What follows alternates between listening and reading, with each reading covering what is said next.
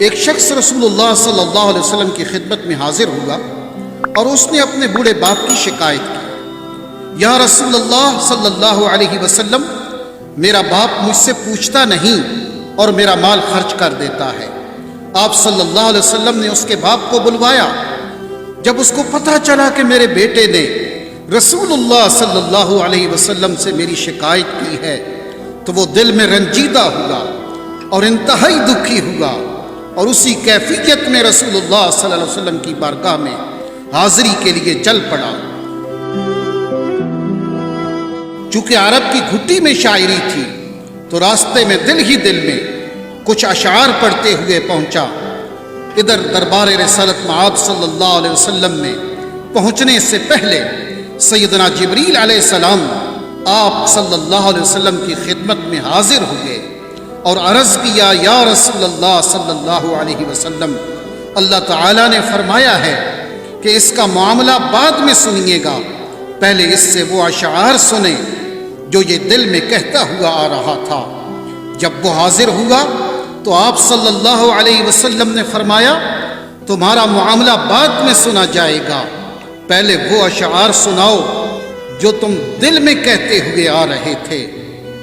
وہ آخر صحابی رسول تھا، یہ سن کر رونے لگا کہ جو اشعار ابھی میری زبان سے ادا بھی نہیں ہوئے اور میرے اپنے کانوں نے بھی نہیں سنے، آپ صلی اللہ علیہ وسلم کے رب نے وہ بھی سن لیے اور آپ صلی اللہ علیہ وسلم کو بھی بتا دیا۔ آپ نے ارشاد فرمایا، وہ کیا اشعار تھے، ہمیں بھی سناؤ۔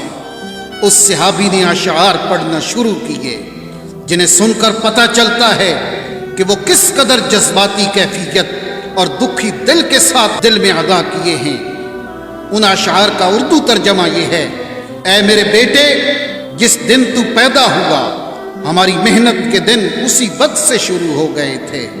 تم روتے تھے تو ہم سو نہیں سکتے تھے، تم کھاتے نہیں تھے تو ہم بھی کھا نہیں سکتے تھے، تم بیمار ہو جاتے تو تجھے اٹھا کر ہم مارے پھرتے تھے، کبھی کسی طبیب کے پاس تو کبھی کسی طبیب کے پاس کہ تجھے کچھ ہو نہ جائے، کہیں تم مر نہ جاؤ، حالانکہ موت الگ چیز ہے اور بیماری اور چیز ہے۔ پھر تمہیں گرمی سے بچانے کے لیے میں دن رات کام کرتا رہا کہ میرے بیٹے کو ٹھنڈی چھاؤں مل جائے، تجھے سردی سے بچانے کے لیے میں نے بھاری بھرکم پتھر اٹھائے کہ میرے بیٹے کو ٹھنڈ نہ لگے۔ جو کچھ کمایا تیرے لیے کمایا، جو کچھ بچایا تیرے لیے بچایا، تیری جوانی کے خواب دیکھنے کے لیے میں نے نہ سردی کی پرواہ کی اور نہ گرمی کی، دن رات اتنی محنت کی کہ اب میری ہڈیاں کمزور ہو گئی ہیں اور تم کڑیل جوان بن گئے ہو۔ پھر مجھ پر خزاں نے ڈیرے ڈال لیے، لیکن تیرے اوپر بہار آ گئی، میں جھک گیا اور تم سیدھے ہو گئے۔ اب میری خواہش اور امید پوری ہوئی کہ تم ہرے بھرے ہو گئے ہو۔ سوچا کہ اب زندگی کی آخری سانسیں تیری چھاؤں میں بیٹھ کے گزاروں گا، مگر یہ کیا ہوا کہ جوانی آتے ہی تیرے تیور بدل گئے، تیری آنکھیں ماتھے پہ چڑھ گئیں، تم اس لہجے میں بات کرتے ہو کہ میرا سینہ پھٹ جاتا ہے۔ اس انداز سے تو کوئی اپنے نوکر سے بھی بات نہیں کرتا۔ میں نے اپنی ساری امیدیں چھوڑ دیں اور سمجھ گیا کہ میں تیرا باپ نہیں، نوکر ہوں۔ نوکر کو بھی کوئی ایک وقت کی روٹی دے دیتا ہے، تم مجھے نوکر سمجھ کے ہی مجھے روٹی دے دیا کرو۔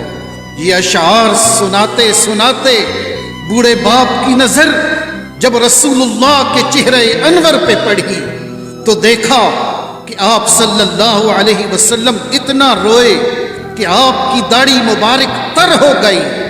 آپ صلی اللہ علیہ وسلم جلال میں اٹھے، اس کے بیٹے کو سختی کے ساتھ فرمایا، انت ومالک لابیک، تم اور تمہارا سب کچھ تیرے باپ کا ہے۔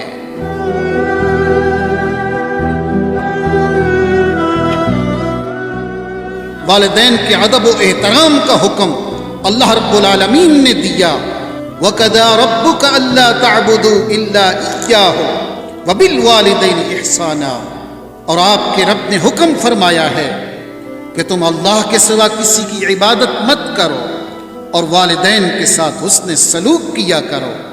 اما یبلغن عندک الکبر احدہما او کلاہما، اگر تمہارے سامنے دونوں میں سے کوئی ایک یا دونوں بڑھاپے کو پہنچ جائیں، فلا تقل لہما اف ولا تنہرہما، تو انہیں اف بھی نہ کہنا اور انہیں جھڑکنا بھی نہیں۔